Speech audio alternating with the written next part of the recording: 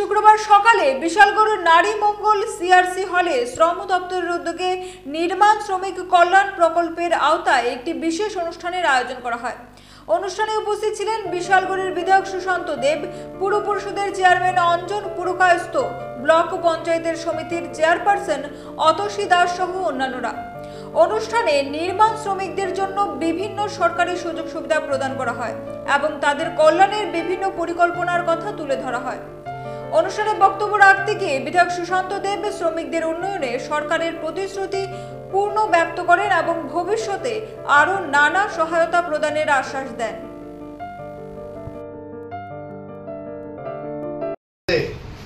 আপনারা কিভাবে উপকৃত হবেন, কিন্তু আমাদের দুর্ভাগ্য আমরা প্রতিনিয়ত যেই 20 টাকা করে একটা আপনাদের কার্ডটাকে রিনিউ করার জন্য যে ব্যবস্থাটা আছে সেটা আপনারা এত ব্যস্ত থাকেন, এই ছোট্ট বিষয়টা আপনারা করতে পারেন না।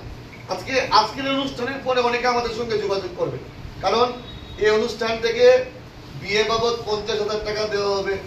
এই অনুষ্ঠানের পরে যারা রড মিস্ত্রি ট্রেনিং পেয়েছে ওনাদেরকে টুল কিট দেওয়া হবে, কিভাবে রড কাটতে হয়, কিভাবে রড সেন্টারিং করতে হয়, কিভাবে রডের শেপ দিতে হয়, সেই ব্যাগ টুল কিট আপনাদেরকে দেওয়া হবে।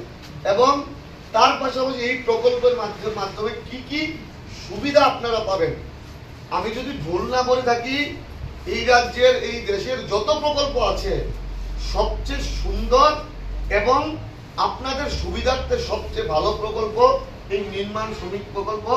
এবং এই প্রকল্পটাকে